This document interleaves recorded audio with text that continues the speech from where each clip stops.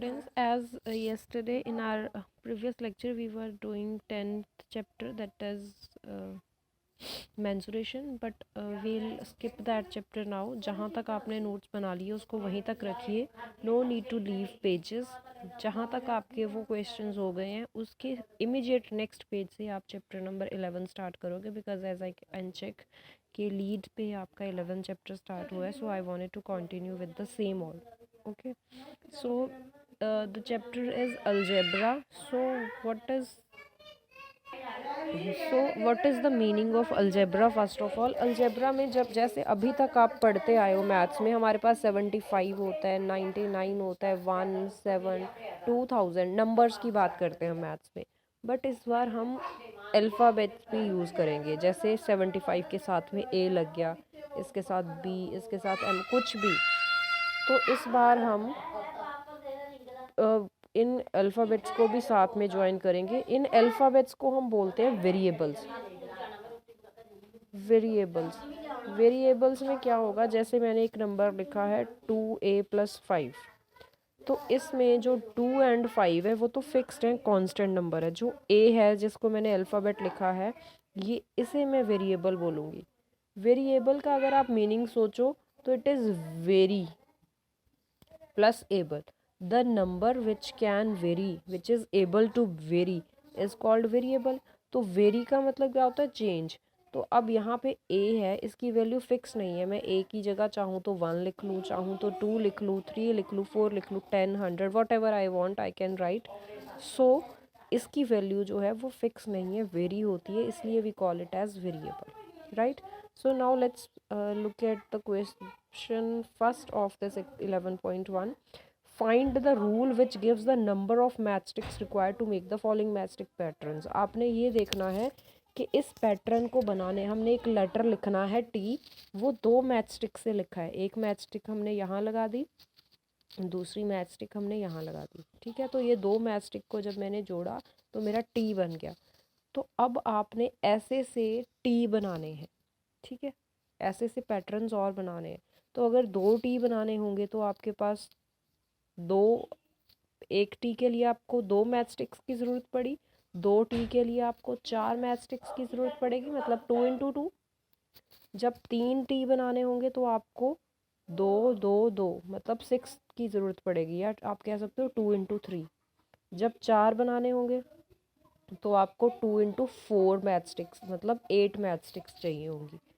तो यहाँ से आपको ये पता चल रहा है कि एक में तो आपको 2 तो फिक्स है, क्योंकि एक के लिए आपको 2 चाहिए. बाकी और कितनी चाहिए वो डिपेंड करता है कि आपने कितने पैटर्न बनाने हैं. अगर आपने 5 टी बनानी है तो 2 के बाद में 5 आ जाएगा. तो ये वाली चीज़ जो है वो वेरी कर रही है. तो इसका आंसर आप क्या लिखोगे, यू विल राइट 2 टाइम्स, कुछ भी लिख दो, हम n लिख देते हैं, सिंपल वेरिएबल हम n लेके चलते हैं. ठीक है, अब z की बात करते हैं. z में हमारे पास कितनी मैचस्टिक्स यूज़ हो रही हैं, 1, 2, 3. ऐसे ही बना है ना ये, 1, 2 और 3. तो टोटल 3 मैचस्टिक्स यूज़ हुई हैं. तो अगर आप ऐसे से पैटर्न बनाओगे तो उसमें 3n यूज़ हो जाएंगी. u में कितनी हुई है, 1, 2, 3, तो इसमें 3n. v में 2 हुई हैं तो 2n.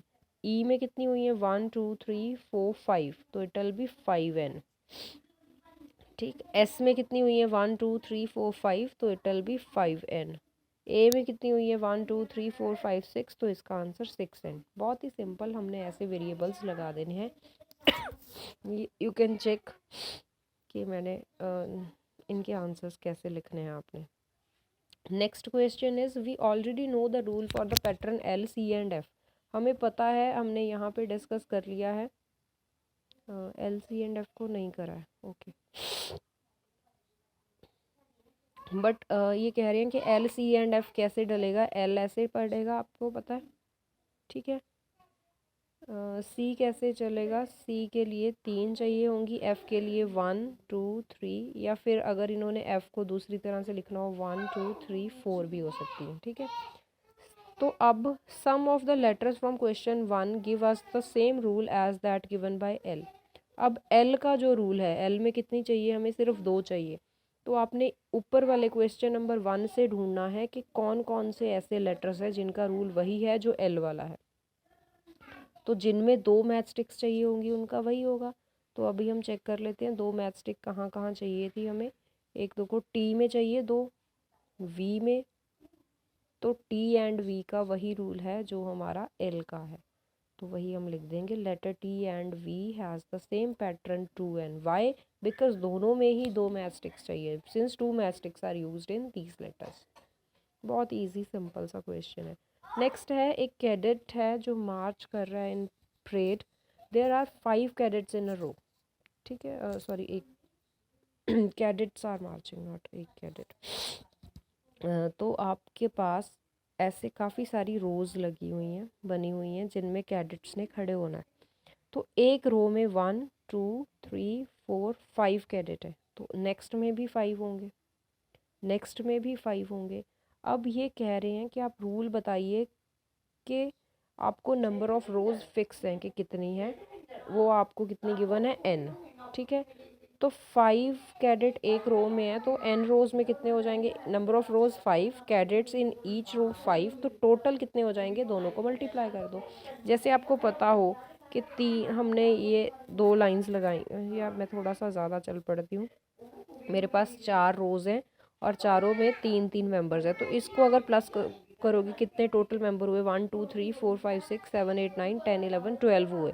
या आप इसको ऐसे भी काउंट कर सकते हो, इधर को 3 है एंड इधर को 4 है, तो दोनों को मल्टीप्लाई कर दो, इट विल बी 12। वही हमने करा है, इधर को 5 है एंड नंबर ऑफ रोज हमारे पास n है, तो 5n आ जाएगा आंसर। 5 एंड n के बीच में हमने मल्टीप्लाई नहीं ना डाला। अगर एक वेरिएबल और एक एक नंबर के बीच में कुछ नहीं होता, जैसे 5 एंड n के बीच में कुछ नहीं होता, उसका ऑटोमेटिकली मीनिंग यही होता है कि वो मल्टीप्लाई हो रहे हैं। Next is if there are 50 mangoes in a box, एक बॉक्स में कितने मैंगोज हैं, 50। How will you write the total number of mangoes in terms of number of boxes, और कितने बॉक्स है हमारे पास, b, टोटल बॉक्स b है, एक बॉक्स में 50 है, तो टोटल कितने हो जाएंगे, 50 into b, that is 50b। Very simple. Next is the teacher distributes 5 pencils पर स्टूडेंट, एक टीचर है जो हर एक बच्चे को 5-5 पेंसिल्स दे रहा है। अब आपको बताना है कि उसको कितनी पेंसिल्स टोटल चाहिए, तो नंबर ऑफ स्टूडेंट्स पता होना चाहिए। नंबर ऑफ स्टूडेंट्स के लिए s यूज़ करना है, number of students s, number of pencils एक स्टूडेंट को कितनी मिल रही है, 5, तो टोटल कितनी आ जाएंगी, 5 into S, that is 5s। हम इसको s5 नहीं लिखते बिकॉज वो थोड़ा जो मीनिंग दोनों का ही सेम है, s5 लिख लो या 5s लिख लो, बट एक्चुअल जो स्टैंडर्ड नोटेशंस चलती हैं उसमें क्या होता है, कांस्टेंट टर्म पहले, वेरिएबल बाद में, ठीक है। बिकॉज आपको पता है चाहे 2 इंटू 3 लिख लो चाहे 3 इंटू 2 लिख लो, आंसर तो 6 ही आएगा। ऐसे ही s इंटू 5 और 5 इंटू एस का आंसर सेम रहेगा, बट हम वेरिएबल बाद में लिखते हैं। Next is a bird flies 1 kilometre in 1 minute, 1 minute में वो 1 किलोमीटर जा रहा है। उसका डिस्टेंस कवर्ड आपने बताना है टाइम मिनट्स में, कि कुछ पर्टिकुलर टाइम है, तो अगर वो टाइम t है, टोटल टाइम उसने t लिया है, 1 मिनट में वो 1 किलोमीटर जा रहा है, तो t मिनट्स में वो कितना जाएगा, t इंटू 1, दैट इज़ 1 को हम t से मल्टीप्लाई करेंगे तो उसको हम 1t लिखेंगे। तो 1t 1x 1n 1m, इसका कोई मतलब नहीं होता, हम आगे वाला 1 स्किप कर सकते हैं जब भी किसी वेरिएबल के आगे 1 लिखा हो, तो 1t लिखने की जगह हम सिंपल t लिख देंगे, उसका मतलब यही है कि इसके आगे 1 है। और डिस्टेंस किलोमीटर्स में था तो आपने यूनिट ज़रूर डालनी है, kilometres. Next question is Radha is drawing a dot rangoli, Radha dot dots use करके एक रंगोली बना रही है। She has 8 drawers in a रो, एक रो में 1 2 3 4 5 6 7 8 रोज़ हैं, सॉरी 8 डॉट्स हैं। अगर उसने टोटल r रोज़ बनाई हैं, एक और रो है उसमें भी 8 डॉट्स है, एक और है, तो ऐसे करते करते उसने r डॉट्स बना ली हैं, और सॉरी r रोज़ बना ली है, एक रो में 8 हैं, तो टोटल आंसर 8 इंटू r, आपका 8r आ जाएगा। आगे ये पूछ रहे हैं अगर रोज़ 8 r ना हो के 8 रोज़ होती, तो आपका 8, इधर को भी 8, तो 8 इंटू 8 आपका आंसर 64 आ जाता, sorry. Next is Leela is Radha's younger sister, Leela जो है वो राधा की छोटी बहन है। Leela 4 years younger than Radha, Leela Radha से 4 साल छोटी है। अब आपने लीला की एज राधा की एज की टर्म्स में लिखनी है। राधा की एज जो है एक्स है, राधा की एज कितनी है एक्स। अब लीला उससे 4 साल छोटी है। अब आप खुद पे सोच के देखो, अगर आप दो सिबलिंग्स हो, सपोज आपकी सिस्टर जो है वो 12 साल की है और आप 6th में हो, चलो आपकी जो सिस्टर है वो 16 साल की है और आप उससे 4 साल छोटे हो, तो आपकी एज कितनी हुई? तो ऑब्वियसली आप 16 में से 4 माइनस करोगे तो 12 आ जाएगा आपकी एज। अब राधा x ईयर्स की है और लीला उससे 4 साल छोटी है, तो उसकी एज कितनी आ जाएगी? x में से हम 4 माइनस करेंगे, इस बार हम मल्टीप्लाई नहीं करेंगे, minus.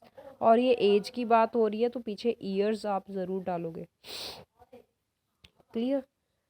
Mother has made laddoos, mother ने लड्डूज बनाए हैं। उसने कुछ लड्डूज गेस्ट को दे दिए, कुछ फैमिली को दे दिए, अब 5 लड्डू बच गए और उसके पास if the number of laddoos mother gave, जो उसने गेस्ट एंड फैमिली को दिए लड्डू वो L है, तो उसके पास कितने लड्डू उसने बनाए थे जो उसने दे दिए। अब आप खुद पे लेके आइए क्वेश्चन।